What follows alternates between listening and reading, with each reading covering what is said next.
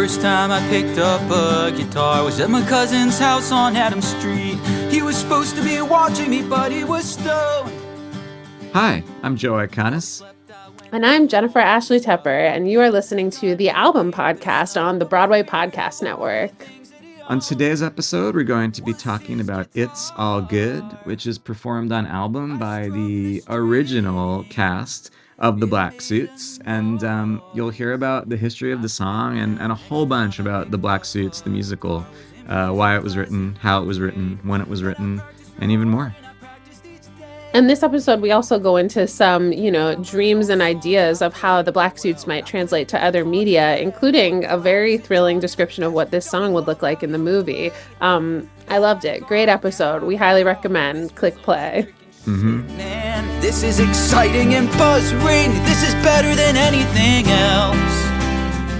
So this next song we're going to talk about in this episode is super special on the album because it is performed by original cast members of the musical that it's from. This song, of course, is It's All Good, which features the original SPF cast of the Black Suits, Jason Tam, Nick Blaemire, Lance Rubin, and Jason SweetTooth Williams. Yeah.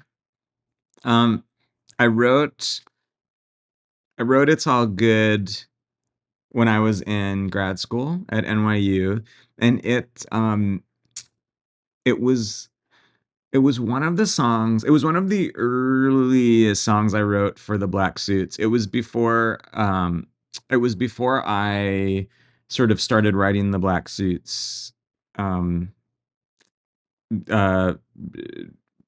for real. I wrote a few songs as I was gearing up to begin work on the Black Suits, as the Black Suits was the first book musical I ever wrote. And with just sort of I wrote these songs with vague ideas of where they might fall in the musical. And It's All Good, I used to think was the second to last song in the musical. But I knew I wanted to write a song that was about what music meant to these characters. And this was truly in the days of instant messenger, and I put up an away message on my instant messenger, and I said, for anyone out there, what does music mean to you? I literally did that. Something that I would never in 10 million years do today. But I did that. And a few people wrote back to me, but the person that I remember was this guy whose name was Chris Melito. And Chris Melito was I met when I music directed my brother's production of The Wiz at the Garden City High School. I was a senior in undergrad, and my brother was a senior in high school, and he was directing The Wiz. And so I came back and music directed it, and that is where I kind of got the idea to write the Black Suits in the first place. Sort of being around these high school band kids when I was 4 years removed from high school myself. And Chris Melito played the lion in The Wiz, and so he was a high school kid, and I wrote, when I wrote the song Rock and Roll Band, which is the opening number of the Black Suits, I did it in my senior recital of undergrad at NYU. And I asked Chris Melito, an actual high school kid, to come in and sing it. So he sang that song. And so I had put this away message up, and Chris Melito responded. And his response was, I don't remember the specifics, but it was in the world of, music is life, music is everything to me, music makes everything okay. And I was so shocked at how sentimental his response was, how willing he was to be vulnerable and emotional with his use of words. And this was like a kid who, I mean, Chris Melito, he was a great kid, but he was definitely like, he wasn't really a theater kid, like him doing The Wiz was like oh man, like, did you hear, like, Chris Melito's in The Wiz.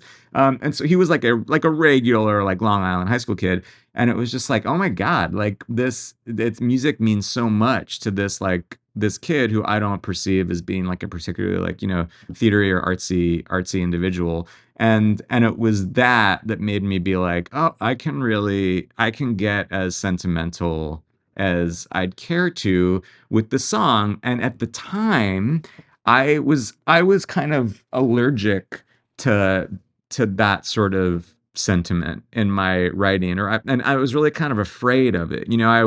I wasn't yet like as open wound of a writer as I turned into and continue to be.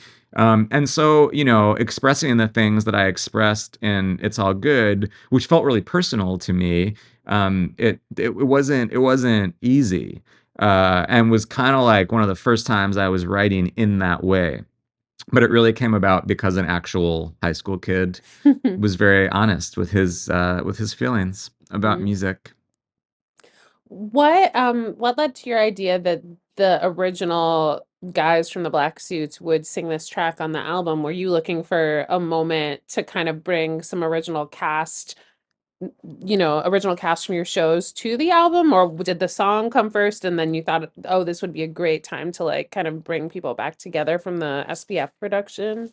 It was sort of hand in hand. I've wanted to do a cast recording of the Black Suits for years and years and years and years, and everything costs so much money, and so it will, hopefully happen one day, or maybe it won't. But at a certain, my dream, my real dream would have been for the Black Suits, 2008 uh, cast, which was Nick Blaemire, Jason Jason SweetTooth Williams, and Lance Rubin, to premiere in a actual production off Broadway, and then go to Broadway. That would have been the dream.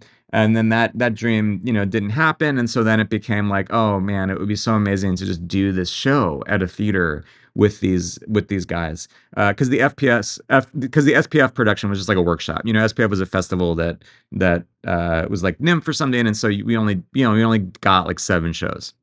And so I wanted it so badly, and then came a time when it's, because of the age of the characters, at a certain point, it was just kind of like these guys can no longer play these teenage characters.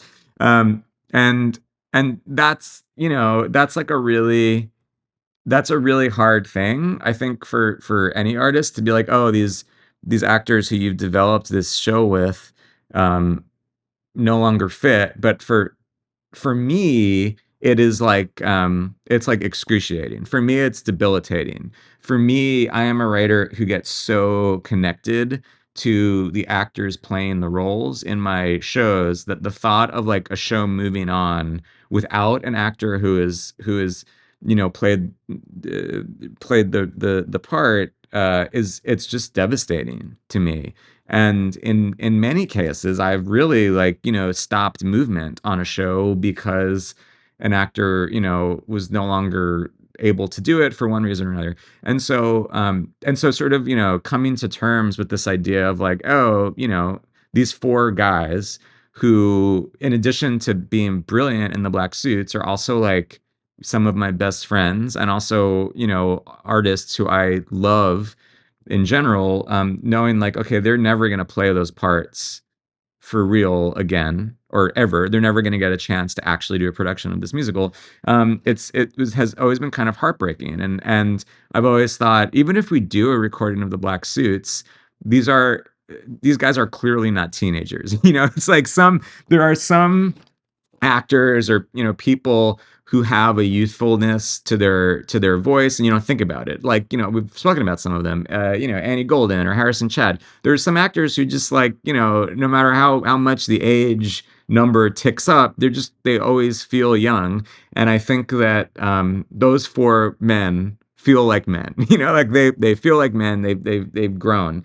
And so I feel like even if we did an album, they wouldn't be singing on it. And so when we started putting together songs for this album, it just was kind of like a no-brainer to ask the four of them to record this song because it felt like both the reunion and like the only time they'll probably ever get to sing this material on record.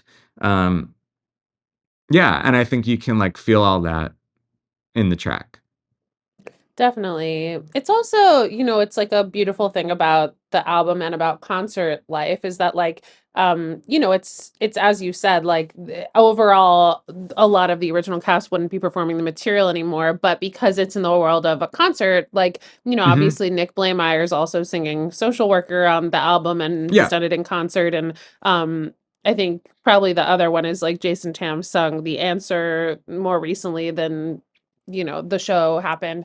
Like there's instances where you can get it in, but it's such a heartbreaking thing about all shows, but especially about shows where you're writing about young people because with shows Hmm. that are about adult characters, there's more leeway in how long someone can play those for. So it's like a particular kind of heartbreak with the Black Suits, or something like Be More Chill, or maybe even, other shows like that. You talked about like originally thinking this was the second to last song. Like, how did the end of the Black Suits evolve? Was this song always in the Black Suits? Were there songs that were like, cut from the final moments? Like, how does that fit into the story? Yeah, so the black suits, it has always been using the framework of this, high school garage band on Long Island over the course of one summer, preparing to enter the St. Anne's Battle of the Bands. And the whole show is kind of building up to their performance at the Battle of the Bands, and they lose. And that was always the idea that they were gonna, that they were gonna lose.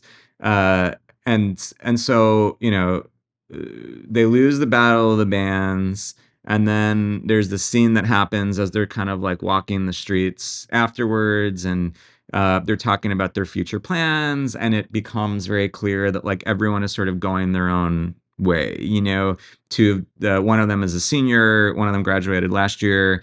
They're all kind of leaving for the summer, and it sort of dawns on them and us in the audience that there's kind of no escaping the inevitability of this family that they've created for themselves splitting up, because that's just the way life works. And and and so they sing "It's All Good" in that moment as kind of like it's this thing they've realized, but they're also kind of literally telling each other that they love each other for the first time. They're just using their own language to do that. And so that was always the idea of this moment. In many early drafts of the show, up through SPF, I had the scene after that where uh they basically had said, and in the show they talked about it before "It's All Good," but that we had set up this idea that everyone's going away and this is like kind of the last time that they'll be together. However, tomorrow there's a block party on Roosevelt Street, which is the street where I grew up, and they had already agreed to play this performance at the Roosevelt Street block party. And they're kind of like, it's probably stupid to do now because we lost the Battle of the Bands and we're all going to go away anyway. And then John is like, no, let's do it. Like, why not? Let's like do the block party gig. And then that kind of leads into "It's All Good." And so then after "It's All Good," we get this one, further moment where where the black suits are performing in all their glory at a suburban block party, and it's like the final public performance of the black suits. And I always felt like the show should end on like a celebratory note like that, and I always felt like the show should end with a public performance. I also at the time was really hot on this idea of like the black suits will join, or be part of the pantheon of musicals that are about performing groups. And I specifically was like, it's like in its own way, it's like Dream Girls. And so I loved, I loved the idea that right at the song they did at the block party was a reprise of Rock and Roll Band, which is the first song in the show. And right before the final chord, I had Chris saying, thank you and good night, which is what I guess Dina says at the end of Dream Girls, like right before their final note. And to me, it was like this great nod to Dream Girls for some reason at the end of the Black Suits. And I really loved that idea in theory. And then as soon as I got hooked up with John Simpkins directing it, John Simpkins was really like, the end of this show is it's all good. Like that's just what it is. That's what, that's the end of the story. And it's such a moving song and a moving moment. I think that we should end it there. And at SPF, I was so hung up on this idea of it ending in a more like, rock and roll way that I just couldn't let that be. And so at SPF, I compromised and allowed the Rock and Roll Band reprise to also function as the bows. And what I wrote was the character of Megan, I think, got on a microphone and introduced everyone. So when people came out for their bows, they got their names said. However, the character names was said, because I loved this idea of like there was no line between like the human being and the character, and so you were actually like applauding, like not for Nick Blaemire, but it was like, and Chris Thurzer and John Amoroso, and so we had that in the show there, and then by the time we got to Barrington stage, I had agreed to see what happens if we just ended the show with "It's All Good," which was John Simpkins' idea. And he was right. He was totally right. And it's like it ends the show on like a very sort of sweet way. And I think it's definitely the right move for what the show is. Although I will say that I've always wanted to do a show where the characters' names are announced as opposed to the actors' names at the end of the show. And then fucking and Juliet did it. And so now I can't do that anymore. But it was mine for 13 years and has now been stolen by and Juliet, who the creators of which absolutely have never seen or heard of the Black Suit. So it was not a steal. It was not a literal steal. It was just like the idea was just there waiting to be taken. And I unfortunately never had the opportunity to use it in a high profile way. I am so glad that you shared all of that. I never knew that Dreamgirls, reference that almost made it into the Black Suit. So, Yeah. What a fun discovery for all of us. Yeah. The other thing, I forgot if we talked about this, but I also was obsessed with blue hair being like the new I'm gonna wash that man right out of my hair, and having like the hook of it be like she actually dyes her hair blue on stage every night. Literally thought that without realizing what dyeing your hair entailed. Like I literally, like as I was thinking about it, thought it was like the same as like washing your hair. I was like, oh yeah, I don't know, you put some of that shit in your hair and then it like turns blue.